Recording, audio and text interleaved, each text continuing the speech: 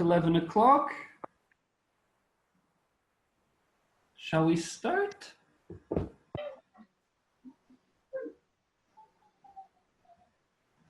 If everyone's here, we can. Oh, there are people joining during and everything. It's Saturday, so we're doing it at the same time as last time, but I'm going to change sometimes the days and times of our webinars so that different people have the opportunity to join in. Some people are teaching right now. Okay.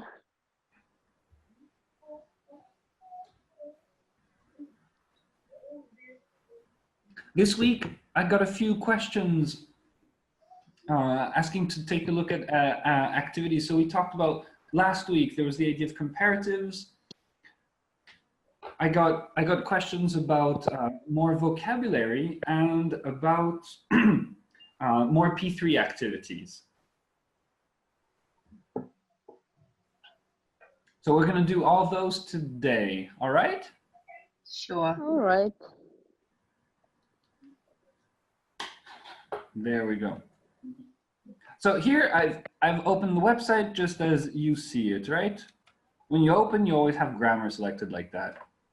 Not always something you especially need. You don't always especially need grammar.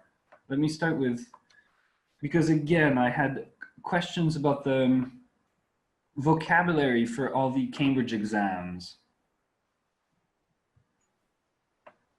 So if you look at level of difficulty, we've put them in level of difficulty basically. If you're preparing for specific exams, there are specific exams here. And so for example, if you just put in Wiley starters,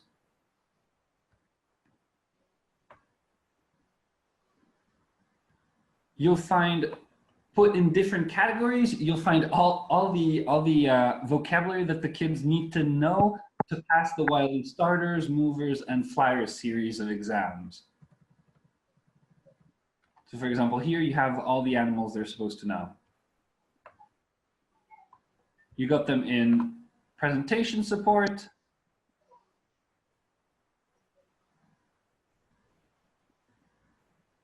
My internet's slow. It's like in presentation support, they're in large format like that, and you can use them in PDF, in PowerPoint if you're presenting on a large screen, or you can print them and put them on the board, large A4 pieces of paper.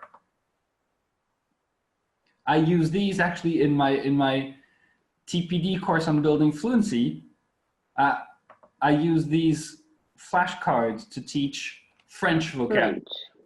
To quickly give an example of how you can teach this vocabulary. You don't even need the L1 especially, because this vocabulary goes with pictures, so you don't even need to translate the words.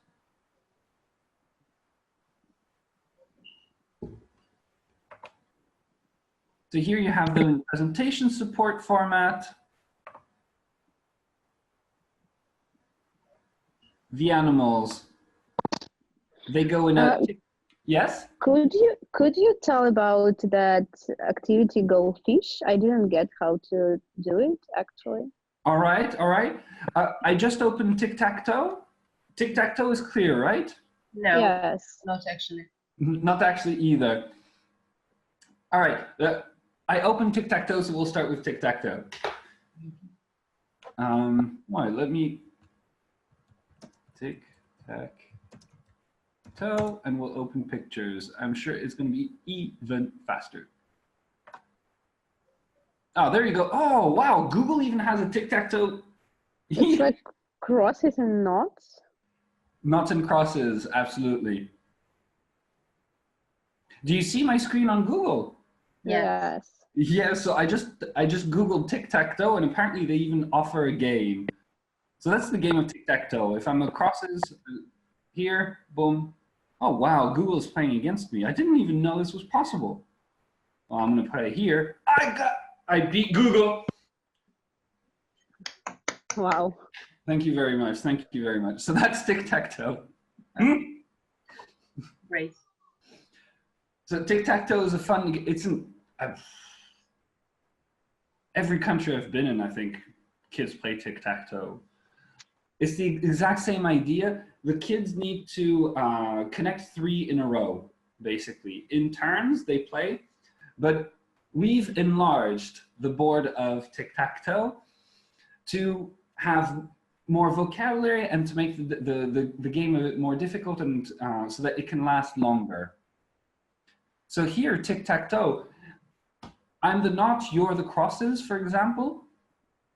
And if I want to take a square, I need to say the word first. So I say bird, and now bird is a knot because I'm the knots.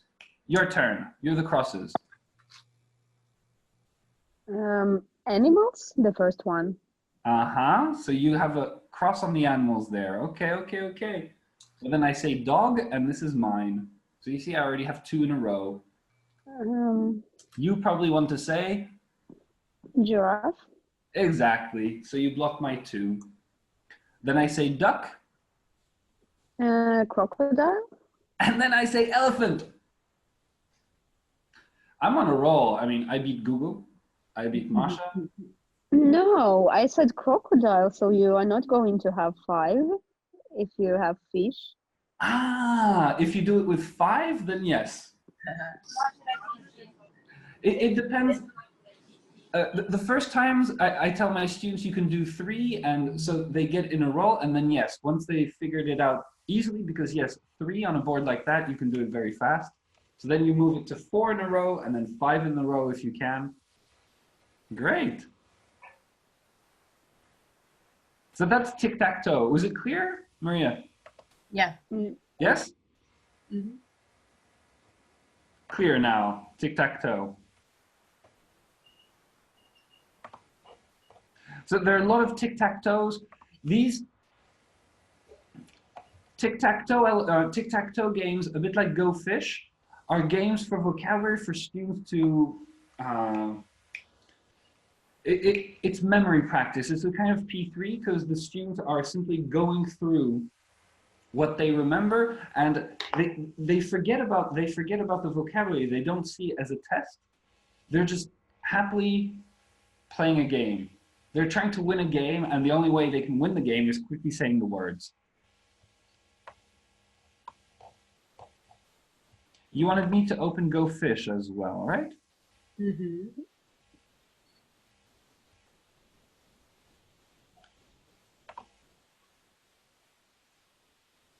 There you go.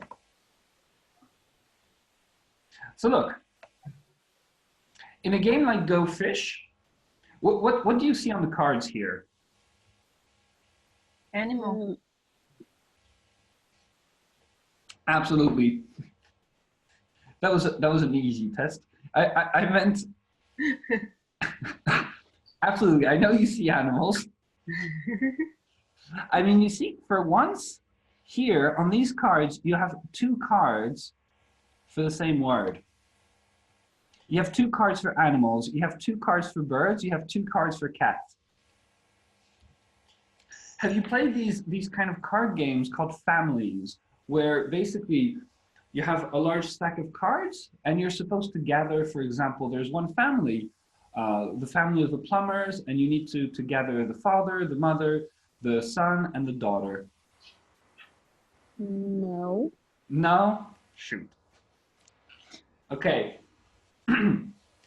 A game like Go Fish, basically, you are going to try to gather similar cards in a family, but you don't have all the cards. So let's say we're playing with 20 cards, and in the cards, for example, there are 4 birds, 4 cats, 4 dogs, 4 horses, and 4 crocodiles. We shuffle the cards. We give you 3, we give me 3, and we put the rest on a stack on the table. So I have 3 cards, you have 3 cards, and the rest are on the table. I ask you a question, for example, I have 3 cards. I have 2 cats and 1 dog. Well, it looks like I'm more likely to collect the cat. So I'm going to ask you, Maria, do you have a cat? No, I don't.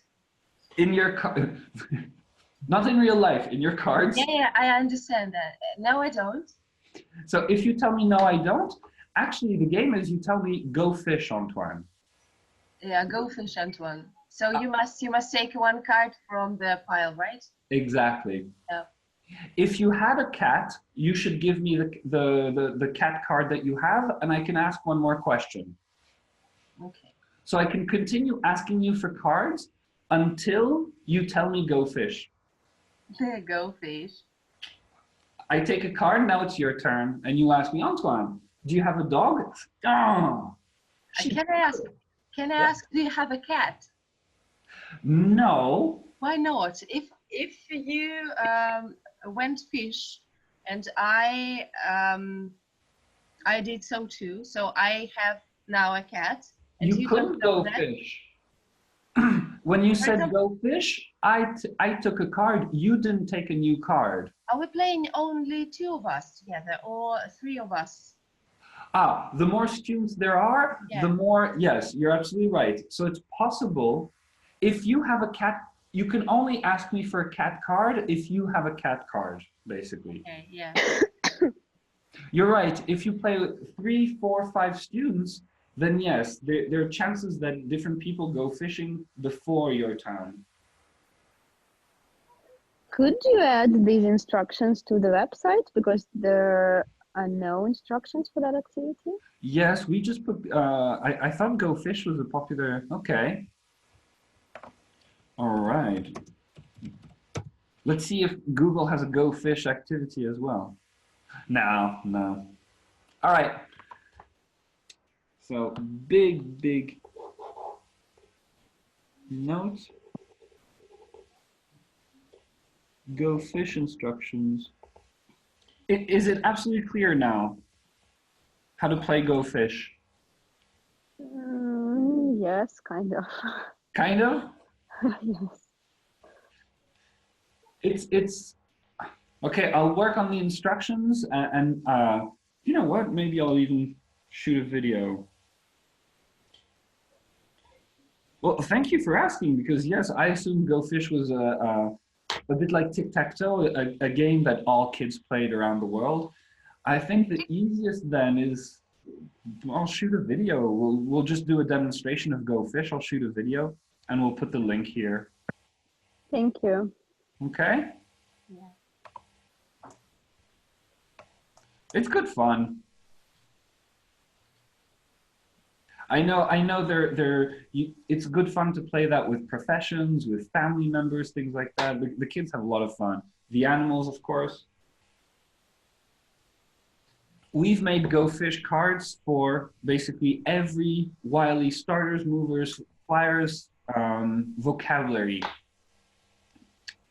category. So you have adjectives, animals, body, and the higher you go, if we go to, we're at Wiley starters now, if we go to Wiley movers, you'll still have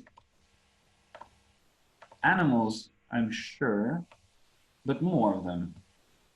So what, oh, I went to, wait, what did I do? Wiley movers. Oh, and the Wiley flyers, there are some Wiley flyers at the top. Okay. But you see, there are more adjectives for Wiley movers.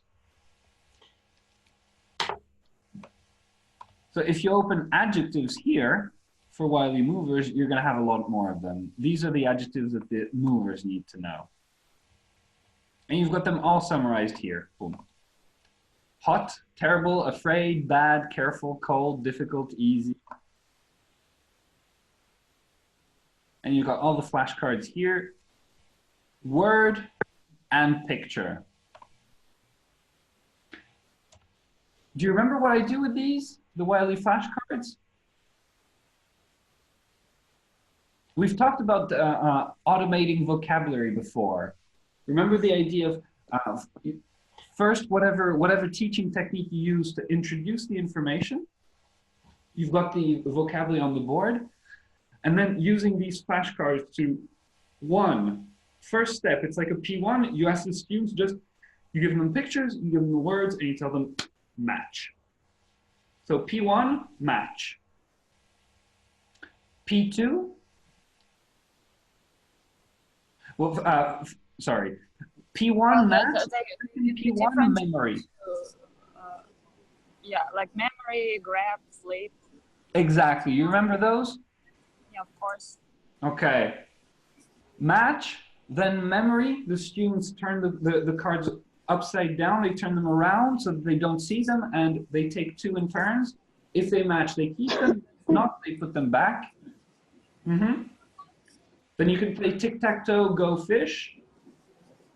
Then you can play flip, where the person only with the pictures unflips the cards in front of you, and you have to say the word as quickly as possible.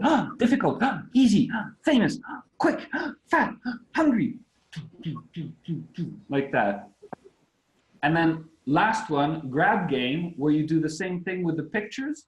You unflip, but there it's speed between the 2 students. The first person to say the word grabs the card.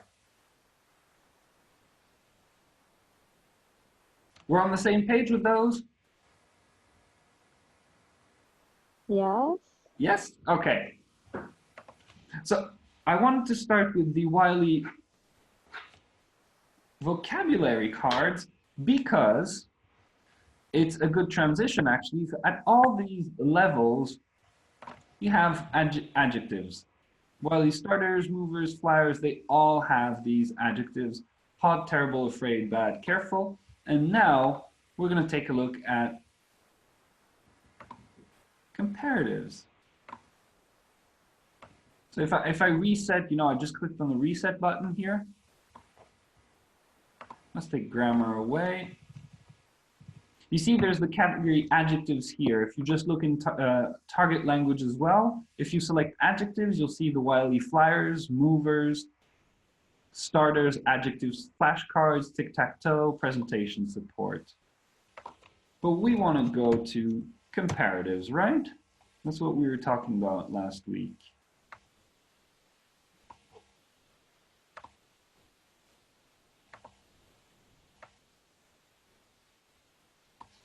So let's start with P1s and low level comparatives. The first thing you want to have for comparatives, I think we all agree, are charts. I mean, that's our basic tool for students to learn and remember their comparatives, because there are different rules. Sorry, not different rules. There's one common rule, but there are exceptions. So we'll have, for example, one comparative chart here with just ER forms and good and bad. Just the 2 most basic exceptions. And these are just simple charts for students to fill in. Get good and bad at the top, and then different ER ones. Rich, richer, cool, cooler, smart, smarter. All these are regular. Sweet, sweeter. Loud, louder. Small, smaller. All of these. All right? These are just basic charts that I am a big fan of notes. I find students need to write, need to see. They need to feel all these things. As you can see with all these charts, there are pictures. Why? Because the students need to feel as well what they're learning. So the pictures, we just put pictures, but it's really to help you work with these in a lot of different ways, because the students, you can get the students to have fun miming these different adjectives, and the students need to guess what the other person is miming.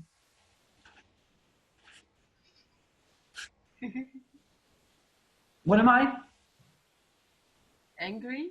Yes, very good. I'm angry all the time, you know me. Very, very angry man. I'm also a bit of a clown, so that always helps in the classroom. It's not our profession, but a bit of this helps the students to, get out of their shell. And when you mime in such ways, it helps them break their barriers and mime themselves. There's also one, even without good or bad. These are just Comparative ER only practice, A0, A1. Same thing. So here we have fill in the blanks as well. If you need those, there are loads and loads of fill in the blanks in textbooks, just in case if you don't have enough for your students in the textbooks, we put a few fill in the blank activities like that. First exercise is very simple. There's a adjective that they need to put ER to. And then here it's actually make the sentences. So you can write the name of a person and compare yourself to that person with the adjectives below. Write the name of a person. Come on, give me a person. Antoine. But I can't compare myself to myself. Schwarzenegger. What? Where did that come from? Okay.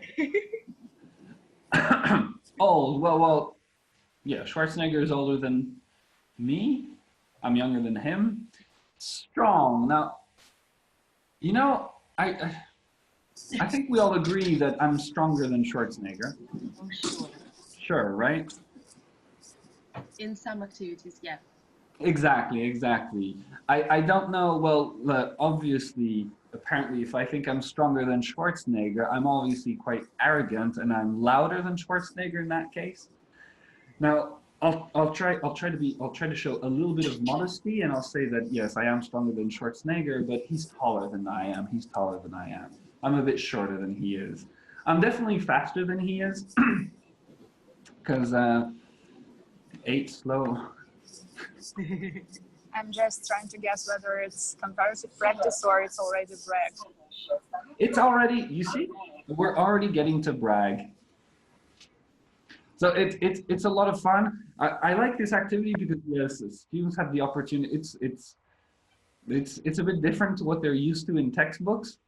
They can compare. They just write the name of person. You compare yourself to that person. If the kids really like it, go for round 2. You can even go for round 3 where they pick the adjectives. As long as you have a good atmosphere in class, you don't want to start kids comparing themselves to each other. When they can pick the adjectives, that might be a bit dangerous. You got a second one exactly like that, okay? Another one like that. Another fill in the blank, and here make the sentence. Make the sentences with comparative adjectives based on the prompts.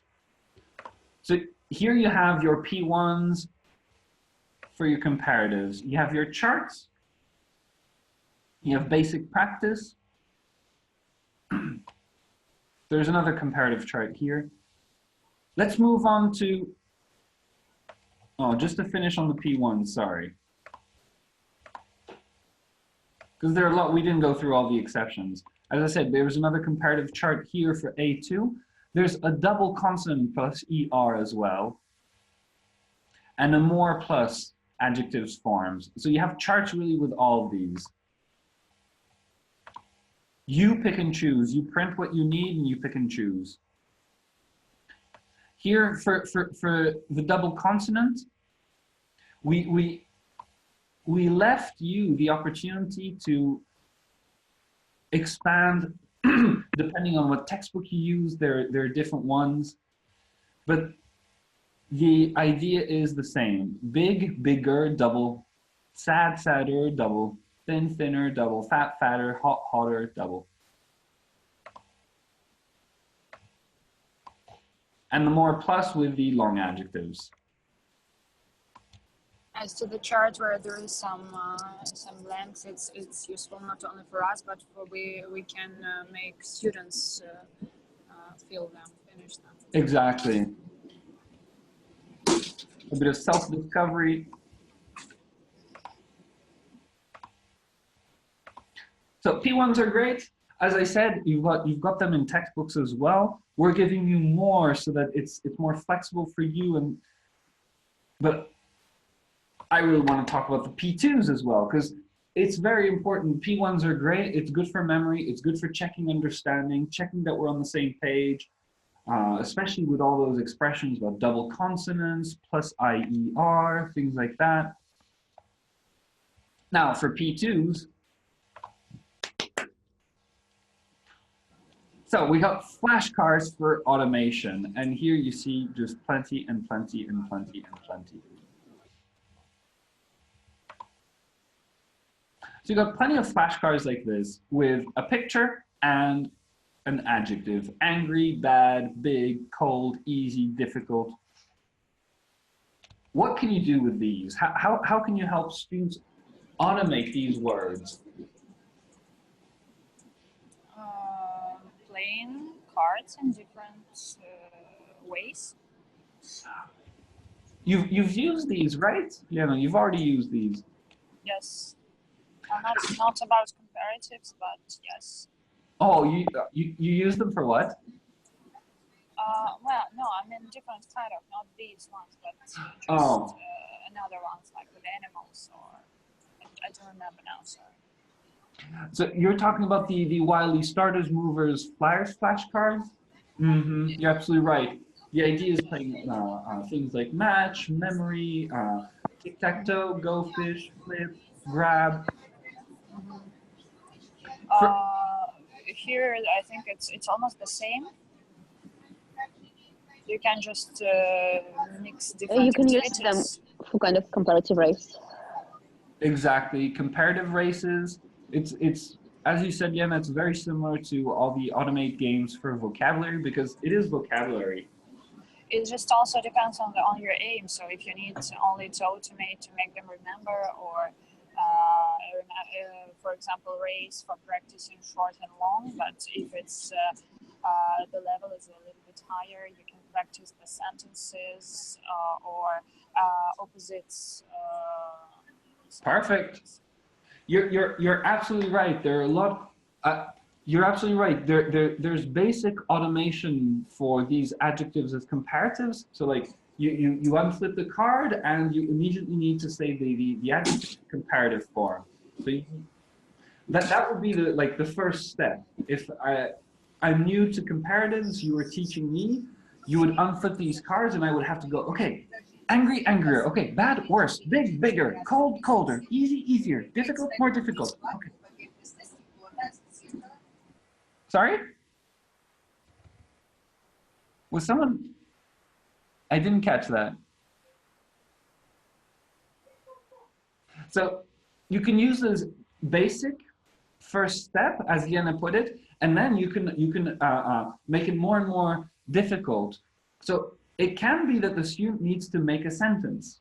You can, for example, as with the Schwarzenegger example, you can first say, okay, choose a person. First, write the name of a person, so Schwarzenegger, and then as you unflip the cards, I have to make sentences.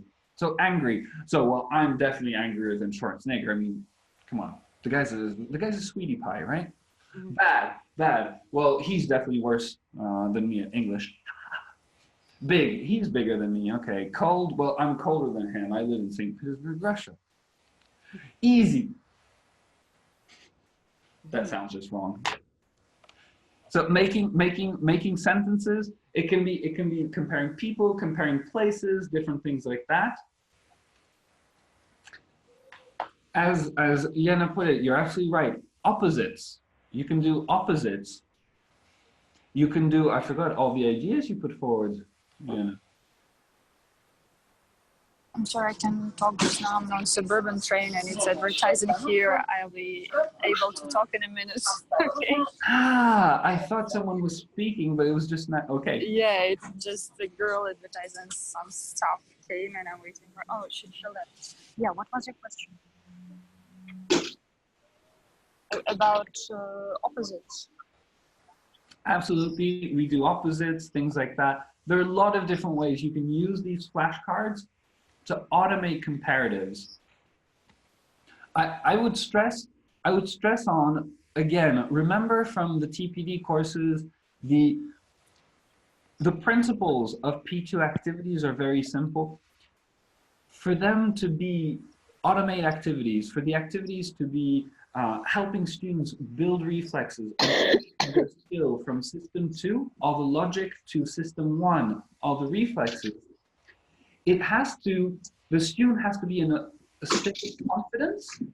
I know that I know, and I'm comfortable that I can do this. And you slowly make it more difficult and make it faster. And that way you are very effectively moving the skill from system 2 to system 1. So whatever games you play like this with these flashcards, just make sure that the student is confident. I can do this. I know angry, angrier, bad, worse, big, bigger, cold, colder, easy, easier, difficult, more difficult. I know I can do it slowly. So I'm in a state of confidence. And you just challenge me by making it faster and faster, more and more difficult. So the first time you do the race with me, for example, you might show me the card and you might take your time. You only take another card before I finish the comparative. So you show me, Antoine, what is it? Okay. Angrier, worse, bigger, colder, easier, more difficult. And then you make it faster and faster. So you start unveiling the next card when the other person is already speaking. So angry, angrier, bad, worse, big, bigger, cold, colder, easy, easier, difficult, more difficult. And then as well, increasing in difficulty, next step, the student cannot read the adjective. So it's really just a reaction on the picture. It's very important. Angry, angrier, bad, worse, big, bigger, cold, colder, easy, easier, difficult, more difficult. It's becoming just more and more difficult, but in a steady way, so that you don't wake up system 2, you don't wake up the logic. What is it? What is it? You're just keeping system 2 confident, and by repetition and speed, it's transferring to system 1 reflexes. Sometimes when they need to write something, if we're talking about adjectives, it's great to make a board race as well. If we're talking about spelling, like I-E-R-Y and so on. And absolutely. I like board races. For groups, it's great. Board races are a great way. It's also a great way to change the energy level of your students in the class. Fully agree. So these are like loads and loads of different ways you can use all these. And you saw how many flashcards there are? Plenty of flashcards. These are different flashcards organized also in different categories. So you see, I opened the A2 one, which just basically had everything. But at A0, A1 level, we've put the flashcards in different categories. ER forms plus good or bad. Here you know that all the adjectives that you use here, they're all either good and bad or ER. Old, older, young, younger, rich, richer, cool, cooler, smart, smarter, weak, weaker, strong, stronger. I'm in the strong category, right?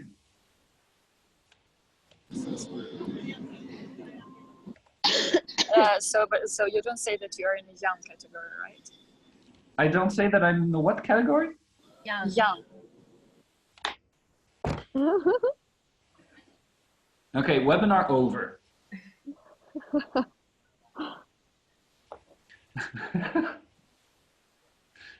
Why did you pick the young one?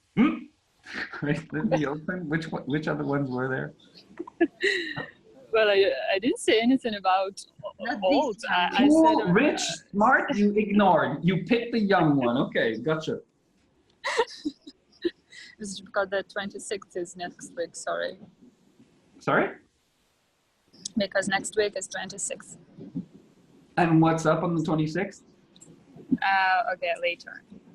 Sorry? It's a secret, I think. It's not a secret. It's secret the day. 21st century. It's everywhere online. It's my birthday on the 26th. I'll be at the conference in Nizhny Novgorod, so I'll be talking all day. But thanks for noting. So I'll be even younger next week. You see? Well, only if you always compare yourself with Schwarzenegger, then yes. Oh, that's my frame of reference. It's funny that you picked Arnold Schwarzenegger because every morning I wake up and I compare myself to Arnold and I think, okay, It's not that bad. one step closer to perfection, Antoine. One step closer to perfection. So let's move on to P3. So P2s were all those automated activities you saw. It's not speaking. It has nothing to do with real life. It's just really drilling. We're helping our students move their skill from logic to reflex. I do this. It doesn't mean there's a specific place in the brain where that happens, right? I wanted to show you, and this is a first P3, and we're going to work on making a lot more of these combats because they are proving super popular. Yeah, they're lots of fun. So we've started these with robots, but actually, what do I remember? We're working on cars. What else was there? For boys, football players. Actually, with some kids, there were 3 boys together, big Zenit fans, and they asked me specifically, said, can we do some with football players? So there are different categories like that we can expand this activity to because the principle is always going to be the same. Let me first show you, if you don't know them, let me first show you the robots, basically, how it works. So you've got all these robots that have different categories. They're rated in different categories. Aparog, Azerty. So they all have different categories. Intelligence 12, speed 40, loudness 12, beauty 34, humor 89, behavior 23, weight 45, size 67. And there's even a hint to the students which adjectives they can use. So for intelligence, smart is up, stupid is down, speed fast, slow, loud, quiet, beautiful, ugly. It gives the students hints as to what they can use. Boomer, clank, and check it out. There's 6 pages. They're really just pages after pages after pages of these robots. Croby, Devi, Double Spud, Kark. How we came up with the names of these robots, I don't know. Fly09, Trixie, Oton, Kit. Let's have a look at the procedure because really, I like the combat version. I've heard different ways of combining these cards, but in general, this is the most common way. You put the students in pairs or small groups, and each student gets a stack of cards. Depending on how long you want this activity to last, you don't give them all the cards, okay? They can start with just 3 or 4 cards. They can start with all the cards. It depends. If they're in pairs, so you have 6 pages with 4 robots in each, so it's 24 cards. If you're in pairs, that's 12 cards each. That's too much. The game is going to last very long. So each student has a stack of cards. They're only allowed to look at one of their cards at a time. Students cannot choose the cards that are in combat. So if I have my 5 cards, I have my stack of 5 cards, I pick the first one. I don't get to choose. The next one, I take it, this is my combat card, and when it's finished, I put it at the back. They are not allowed to rearrange the cards. They're not allowed to shuffle the cards. It's really in order. Although actually shuffle makes it random, so I don't think shuffle is a problem. Student A makes a comparison to student B's card without seeing student B's card.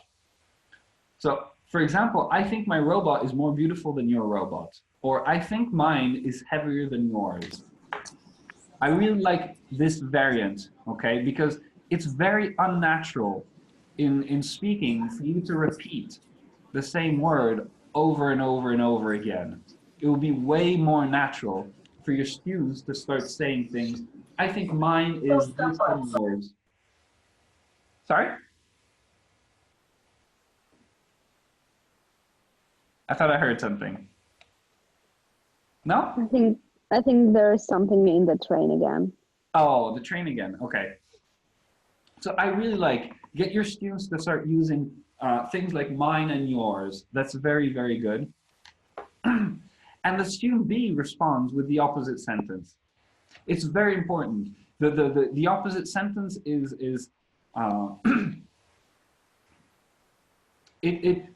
it helps the student practice opposites. So you can go, because comparatives are very flexible. I think my robot is more beautiful than your robot. No. I think your robot is uglier than my robot. You can insist on as. For example, I think my robot is more beautiful than your robot. No. I think your robot. Sorry, I've been speaking for too long. I don't think your robot is as beautiful as mine. Your robot isn't as beautiful as mine. Get your students to practice these opposites, because it's very important to have flexibility with comparatives. So when at lower levels, you might want to stick to just the opposite, going from one adjective to the opposite adjective. But as they progress, you can use these cards. Honestly, I find these cards great because you can use them to revise comparatives throughout the whole entire course. The kids never get tired of them. And as I said, we're working on new categories like cars, football players, superheroes, things like that, so that you have options throughout the year. And throughout the year, you make it more and more difficult, and you get them to insist on as, things like that. You have everything for boys. Sorry? You have everything for boys. Cars, footballers, robots. What about girls? Okay, what do you want? There is a wonderful candy queen in one of the activities. Yes, there's a candy queen. Tell me, yes, now that you say it, I realize that. Not with comparatives. What would you like to compare? I don't know. What girls like? What girls like to compare? Clothes, maybe flowers.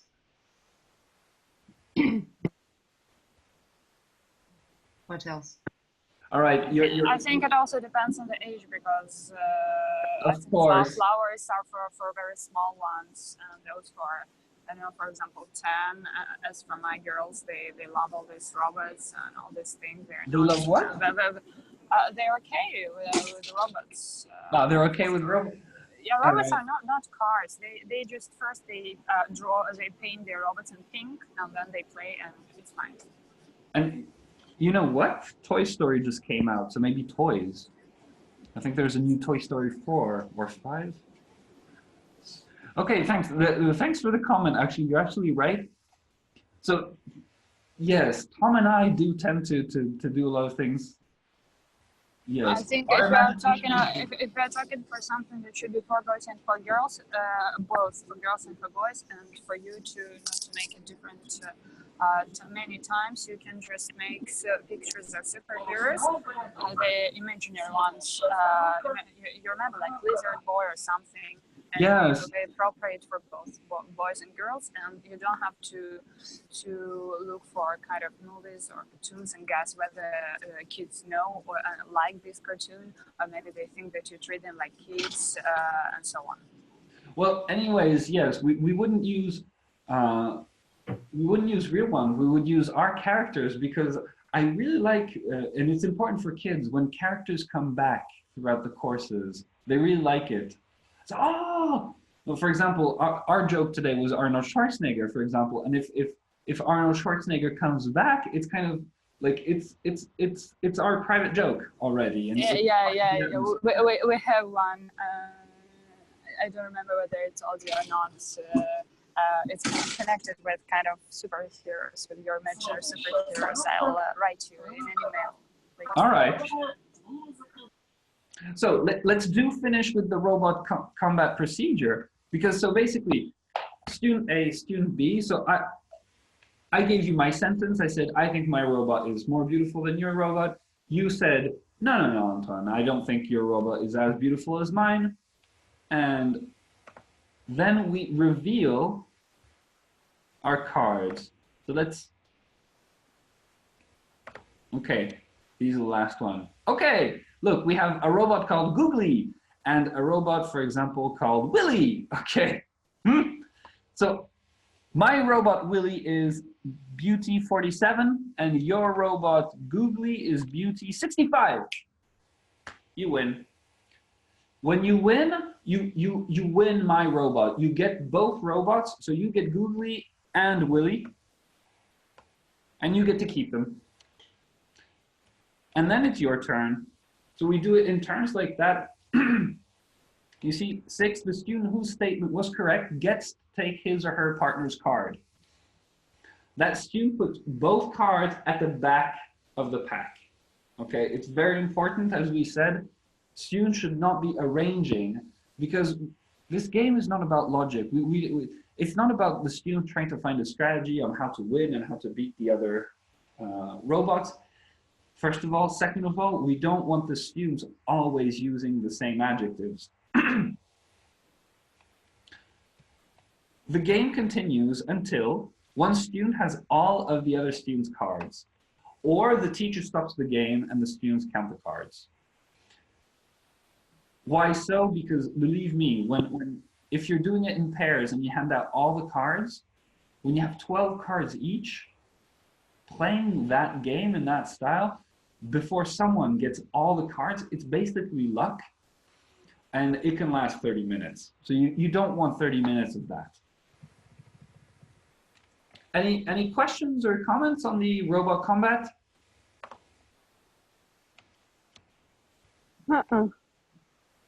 No. No? No, the game is lovely.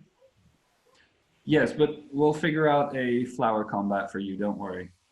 Oh, thank you. I would like not flowers actually, but candies or something like that. Oh, we have a candy queen, so it would make sense that she makes a candy combat. I'll think about the candy combat. It should. What adjectives could you use to talk about candies? Well, that's the thing. I don't know. Color.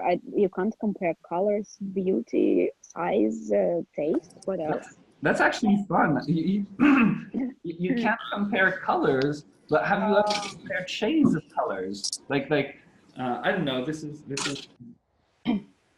What about shade? If we're talking about something for girls, look, when we're talking about robots or candy queen, they're characters. So with characters, you can use more adjectives. There can be just kind of like princesses or this kind of, like modern Sailor Moon. I don't know how they called, but there are plenty of them. Like it starts with W. I don't remember the name of the dolls. I don't think that girls have problems with robots. No, absolutely not. No, it's just finding things that speak to everyone, and it just depends on. Anyways, we wouldn't use any copyrighted material. I mean, we design our own. Because I heard. Yes, well, then I think if it should be for everyone, that this thing with your own superheroes.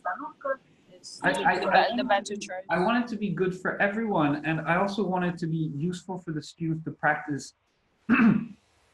As you said, the first question I always ask myself for something like this is, what adjectives can they use? Because our goal is never just fun. Actually, I liked it this week. I think it was this week. Hugh Deller shared an article on his social network. He shared an article that was basically entitled, English classes don't have to be fun all the time. And he was absolutely right. It was an article, he was sharing an article with somebody else that was basically saying that we know we have a modern trend nowadays that is all about entertaining the kids, but yes, fun should always be specifically targeted to results. It's fun for fun. Well, I'm not a clown, so I'll always, don't worry about the combats. I'll think about it with Tom, because we'll just think of it in matters of what adjectives the students can use. It has to be fun. The fun has to be targeted at engaging the student, motivating them to speak. But the activity itself, don't worry, it's always quality. We always think about, it's going to be fun. You can use any adjectives of shapes, of taste, smell, etc. Because it's not only for candies, it's for everything that you can eat or, I don't know, smell. So it might be higher level because the vocabulary that will be concerned might be actually higher level vocabulary. I'll think about it, I promise, don't worry. It's going to be interesting. Talking about vocabularies we can use, you can do, for example, one set of cards is for robots, so they're like characters, like alive, and just to make another one for something like things, like something like, I don't know, mobile phone or something like that, because the set of adjectives is going to be quite different, and you can use different ones there, and that's enough. We could, I'm also thinking, because comparatives are also useful in shopping. Yeah, something about possessions. So maybe a shopping combat. It might be a shopping combat. I'll keep you updated, don't worry. Tom and I, when we have new ideas and things like that, when we have new material we want to create, it doesn't take long. I think you've noticed we create materials every week and we upload new things every week. Clear on robot combat, right? Yes. And so I also wanted to finish on world records. We've talked about it before, right? Is it clear to all of you, world records? Because that kind of combines comparatives and superlatives. It's a really nice project activity for kids. They're going to be working on the resource book of world records. A lot of kids do know about the Guinness Book of Records, where they're really crazy records. I can't think of any now because I've actually never owned a Guinness Book of Records. I never really understood the appeal of buying one because I don't know. I don't understand it. But there are a lot of you need an example or what? Yeah, there are a lot of very funny examples. Well, I'm thinking actually of an example that is not from the real Guinness Book of Records. It's from a Belgian film. There's a very good Belgian comedy from the 90s. The actor, I remember the main actor, Benoît Poelvoorde. I don't remember the director or anything, but it's a very funny comedy about he's a Belgian. He's Belgian. He lives in the countryside. He doesn't really know what to do with his life, and he gets obsessed. I don't really remember why, but he gets obsessed with the Guinness Book of World Records, and he starts training. He's obsessed with it. He starts training his son to be the kid who opens the most number of doors in a minute. And so he's there with his stopwatch, and his son is next to a door, and he has to open, close the door as many times as possible within a minute. So you see, he's doing kind of P2 activities with his son. It's good fun. It's very funny. The students are going to be doing that, basically. They're going to be preparing a new category for the resource book of world records. You can show them a picture of the book to introduce it nicely.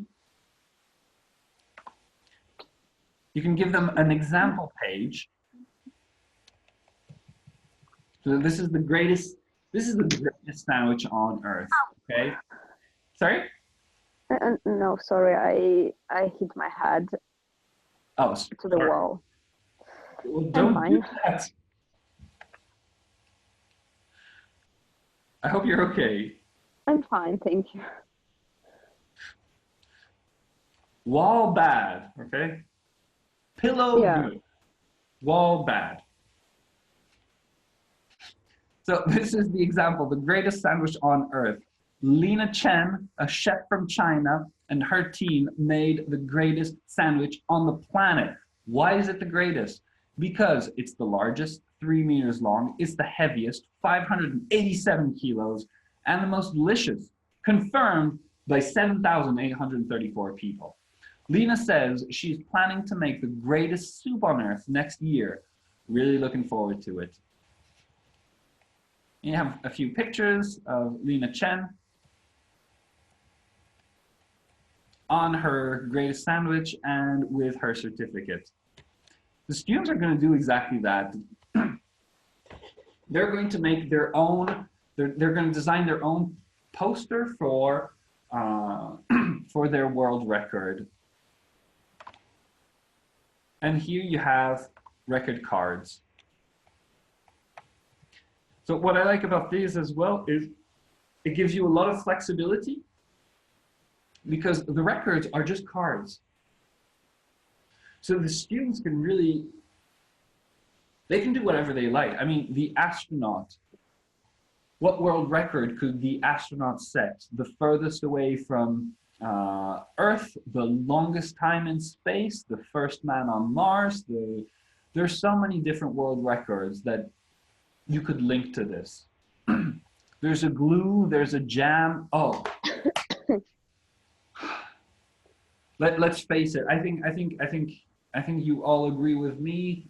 It's clearly getting colder. Dacha season is coming to an end, so it's time to make the jams and everything, I think, before winter. Mm-hmm. So what kind of world records could we have for this strawberry jam? The biggest jam jar. The biggest jam jar? You could, yes, you made me picture Scrooge McDuck swimming in his coins. So we're jumping in jar jam and swimming in jam? Yes, I had the same picture. Oh my. And any other world records for the jam? Sweetest jam, I don't know, jam with most quantity of berries, I don't know. What else?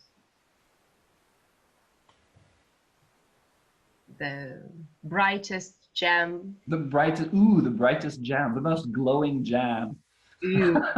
What did you add to the jam?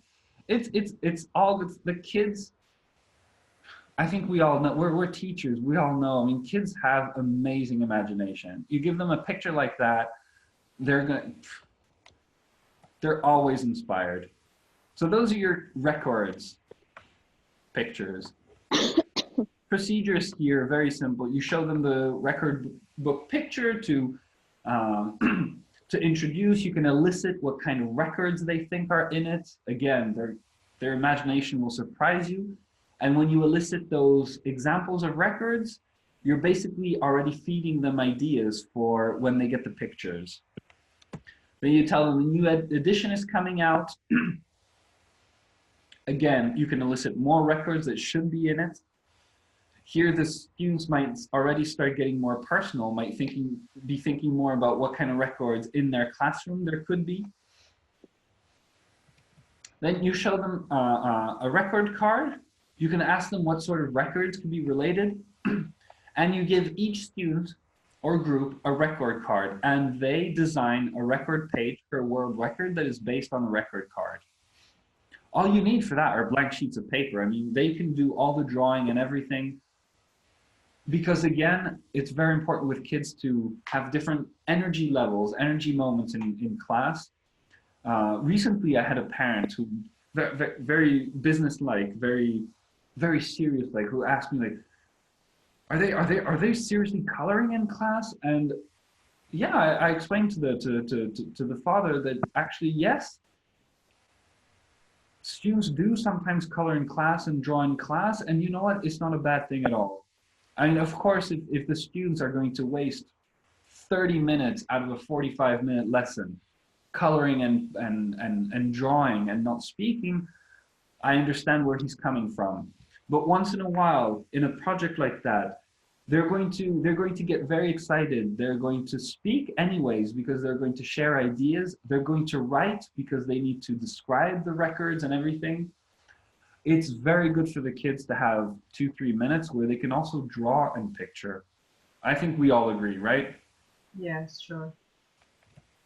I had a kind of combat last lesson, but not with robots, but with dinosaurs.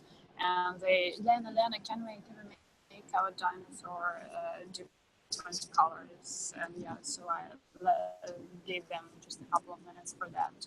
And as to this activity, we can also adapt, the records, we can adapt it for different grammar topics. For example, to revise past simple, like if this record is already set, when was it, and so on. So adapting it to the past simple. Perfect. Yeah, no, you're absolutely right. You're absolutely right.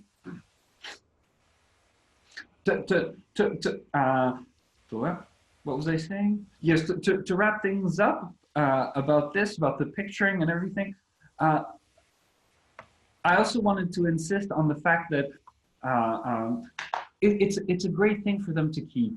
It's a great memory. When they do these, when they make posters like this and everything, so first of all, in the end of a classroom, it's always great that the students are very proud. If you can put the world records, for example, in different places around the classroom, and the students go around and present their world records to each other, it's a great speaking moment for the kids. They're really excited. You practically don't have to do anything to make them speak, because they're presenting their own work. They're proud of it. They're happy. They're sharing. Yeah, it's a great, it can make art gallery activity. Yeah, sorry to interrupt you.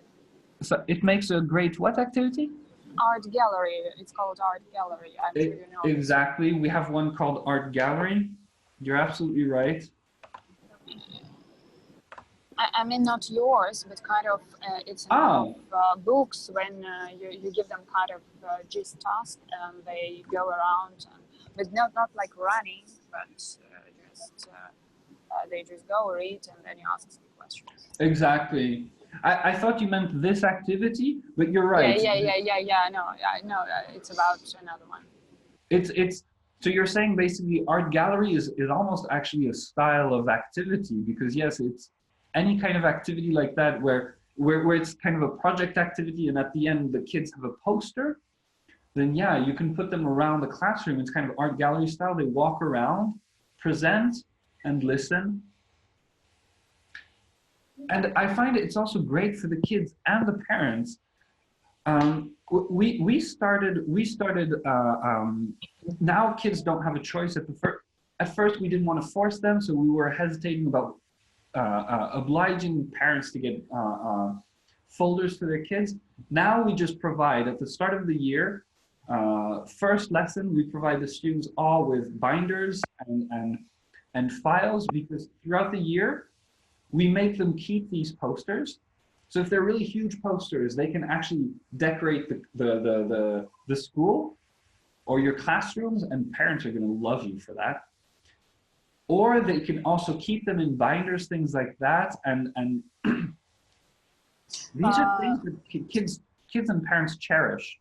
I recently went back to see my parents. It was my last summer. It was my mom's 60th birthday, my grandma's 90th birthday, and you wouldn't believe it, I'm turning 37, yes, next week.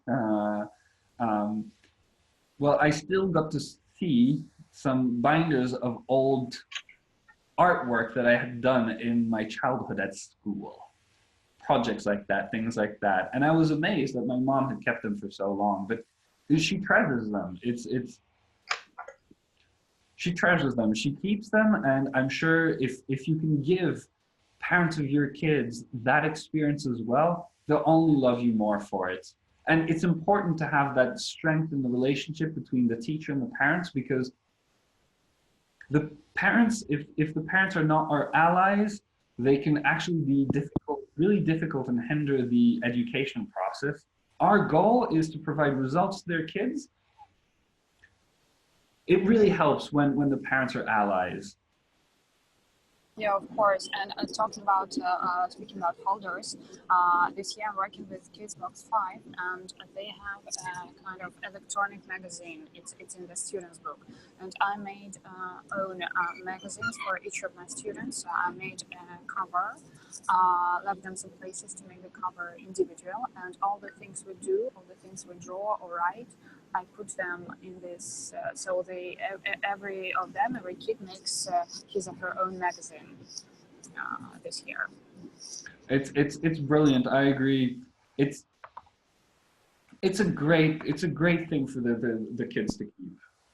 Because and you know their attitude to the magazine is a little bit better, because sometimes, you know, some kids they don't like papers, and when they just put a paper into a folder it becomes rubbish, and when it's kind of magazine which they made themselves, so I leave some place on the cover to make it individual, and they kind of have a better attitude to it.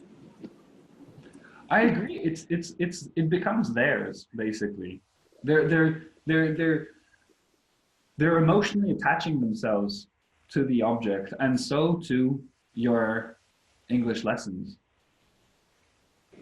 We're distracting the kids. All these little things are basically ways to distract the student from learning.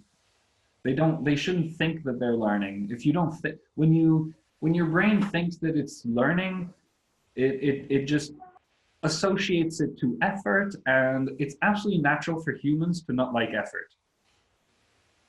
Yeah, so we're like on the age, so on the one hand we should distract them from learning, but on the other we should make it fun only.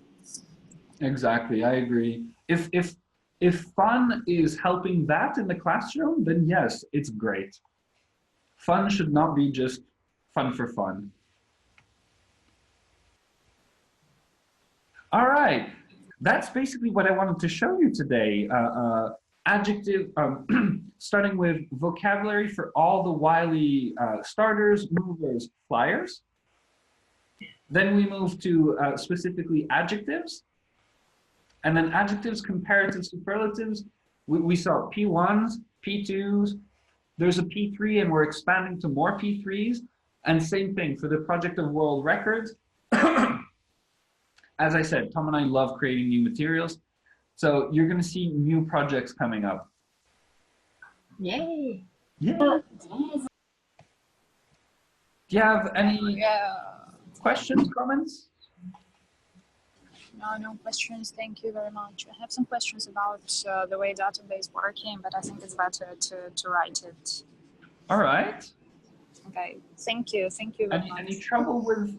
I can tell you what we're working on in terms of. So in terms of the search for the website, we've got a few ideas. Tom and I, of course, we need help of IT guys on this. I'm an engineer, so I like thinking about it. What we're thinking about at the moment is how to maybe exclude some tags, because here when you add tags, so for example, I click on this and I see I wish plus past perfect. Yeah, just sometimes tags, sometimes they work like a charm, but sometimes it's kind of difficult to use. It's not like a complaint. It's just kind of a way to You're allowed to complain. Don't worry, I'm not going to take offense. It's not a complaint. Yeah, I just want to explain that it's not a complaint, but just if I have trouble with it, it means someone else has trouble with it, and it's better just to say about it to fix it than to keep getting into troubles. So let me explain. I didn't want to designing this. I didn't want to make folders, because the problem with folders is that an activity can only be in one folder basically, and I think we all know that good activities are nice and flexible, can often be used for more than one target language. And so that's why I moved from the idea of folders to the idea of tags, where you can simply, so the idea is, you see here, what I'm doing is, when I click on a tag, it finds all the activities with those tags. And here I have one activity only that has past simple and I wish plus past perfect. It makes sense. There's not very related topics. If I click on I wish, it disappears. Now I have all activities only with past simple. Oh, but I want some past continuous as well. So I click on past continuous, boom. This system of tag is, I agree, I like how flexible it is. So you see everything here is a tag. I can click, I only want B1, B2 level, boom. I only want P3s, boom, and it keeps filtering more and more. I need past simple, continuous, and perfect. I click on it. And now I have filtered only activities that are B1, B2 level, that are P3, that have past simple, past continuous, past perfect simple.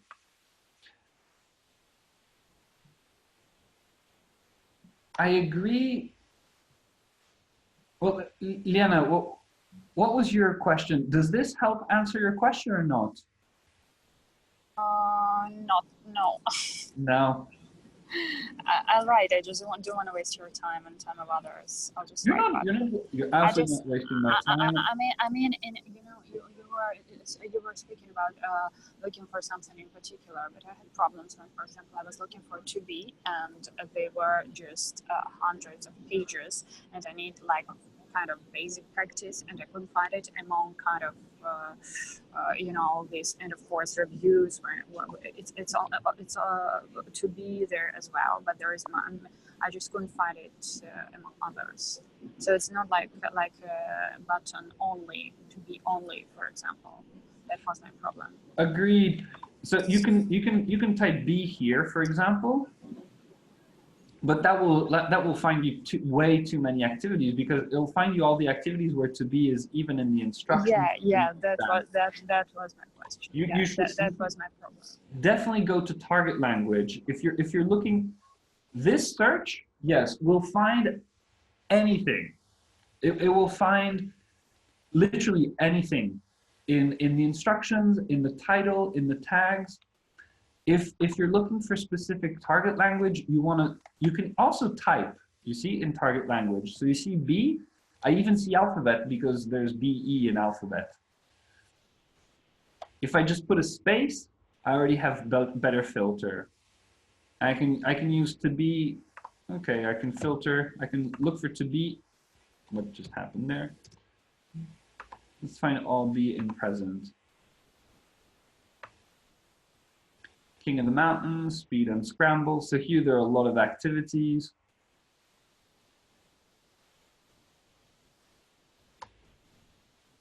Only P1s. Okay, there are only 2 P1s. You see what I mean, Anna? Yeah, thank you. I like typing here. I'm gonna add B in past, for example. So there's no P1 with both of them. But there should be, yeah, there you go. There are P2s with both of them. Because at very low level, you need, it's very important. I totally see why you were looking for that. It's the start of the year.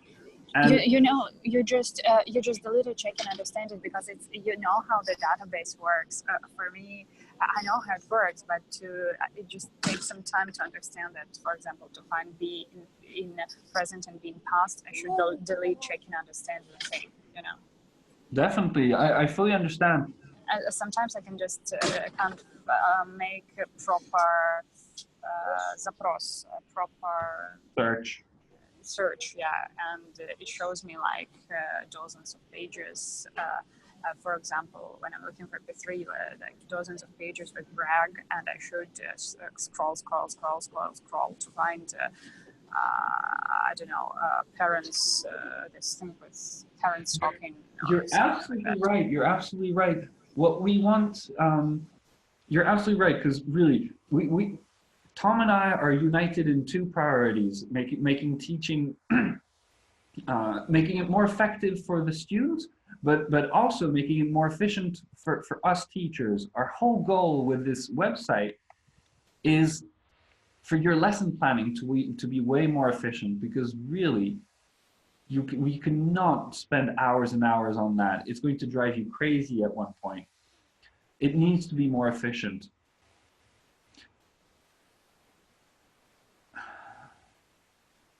So maybe you're saying, like, would you like even a webinar, not especially on activities in particular, but a webinar on searching for things? No, I don't think so. I think Tom has kind of video on YouTube. I remember he did one in the winter. He did. Yeah. Well, did this help today, showing you that you can type here? Yeah, of course it did. You definitely want. I know where I can type. It just takes time to get used to it and to. Oh, it's both. It's both. You know, that's what I love.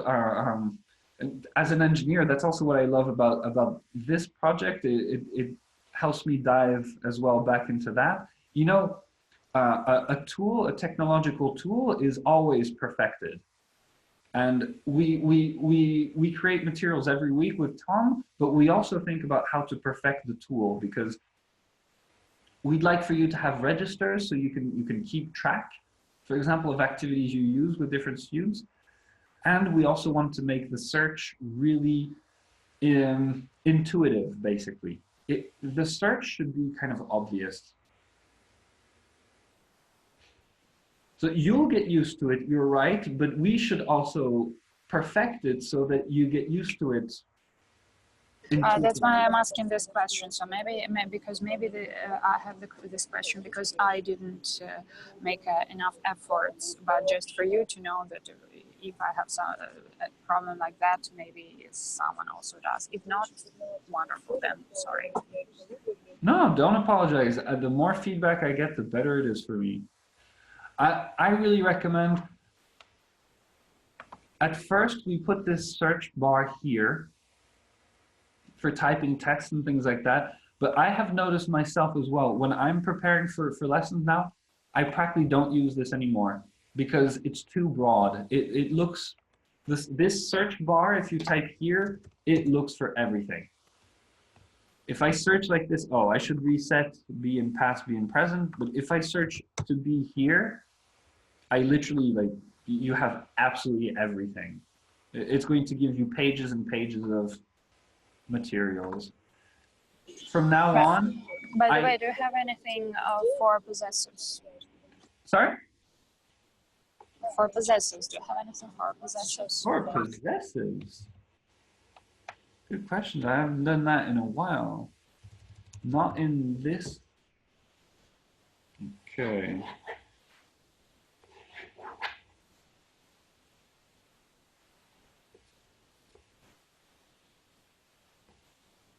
I remember seeing Tom working on something for possessives. Because I remember I was searching for that, and yeah, I didn't find anything, but I thought that it was problem in my search style. I don't see anything. You're absolutely right. Do you need that urgent? It's like coming up this week in your lessons? No. Just one more thing I wanted to mention. No, it's not urgent. As I said again, feel free to tell us what you need, because really we create more materials every week because there are so many things. There's so many things in different levels, different target languages, different age groups, and yes, there are things that are lacking on our website because we're constantly developing it, and it'll grow to cover everything. But anything that you need, tell us, and we'll focus on that before things that you need later. It makes sense. Okay, great. Anything else that you would like to see more of? Yes, but it's already 20 minutes after we had to finish, so I'll better write about it, okay? You can tell me now, don't worry. As you said, I'm younger than ever, so I have all the time in the world, right? You are so optimistic. I wanted to. Are you trying to say I don't have all the time in the world? I tried to say sorry. I had a question not about materials in particular, but kind of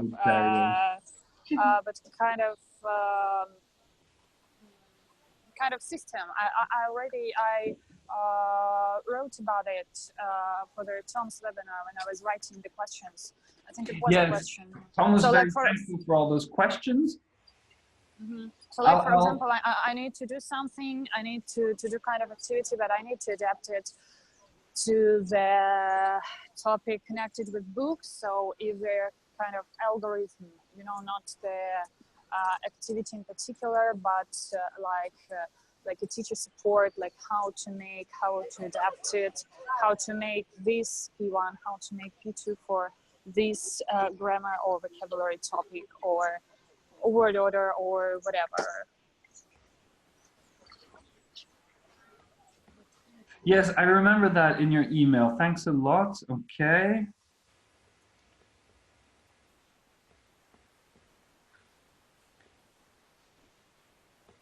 Sorry, I'm writing down.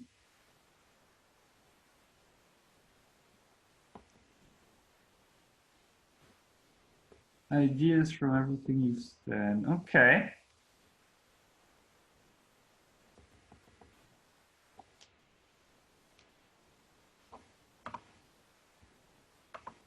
All right. Did you have a chance, by the way, to watch Tom yesterday? To be honest, I just forgot because before the first webinar, you made a reminder on email and I turned on the alarm clock on that day, and yesterday I didn't. That's not funny. I was very, very, very sad, very upset. Oh no, I'm sorry. I would never laugh at that. Well, I'll put the recording on YouTube today or tomorrow, probably. How did it go, by the way? It went fine. That's also why I wanted to ask, because there were a lot of questions, but there were few people, because I think I have the impression maybe Friday, 8 p.m. is not a good time. Actually, it was a great time for me yesterday. I just forgot. I completely forgot. Okay. Because I wanted to take part in it. Because I made this time free yesterday because I wanted to talk with Tom about it. And it's, yeah, fish memory. He gave a really, so he thought about your questions a lot, and I'll put the recording on YouTube. You'll see that's one of the reasons I love Tom. I mean, he made a very serious plan for you. He's going step 1, step 2, step 3. You'll see that it's all written in the chat as well. Every step he describes. Mm-hmm. Check it out on YouTube. Okay, I'll send you that. Okay, thank you. Didn't I send you a reminder email yesterday? Last week. No. Yeah, just. For the first webinar, it was a reminder on the day. It was a reminder on the previous Friday, of when it was the webinar. And I was like, oh, wow. And I turned on the alarm clock on that day. And I was driving and I stopped my car and started listening to Tom. But yesterday, one more time, I just forgot. I always I don't want, because I hate it, personally I hate it. I don't want to spam you. I don't want to send you too many emails. That's why sometimes I don't want to bother you too much. So I did send you, I remember once I sent you a reminder email, but you're fine with reminder emails, yes? Personally, me, yes. I can talk, but I don't know about other people. Yeah, I don't want to spam you. Okay.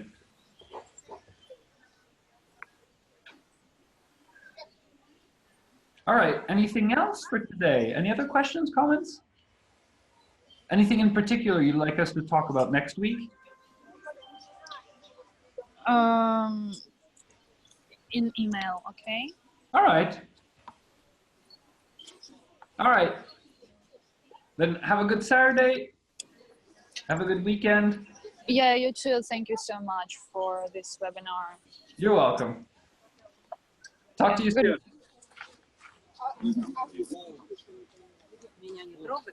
Goodbye.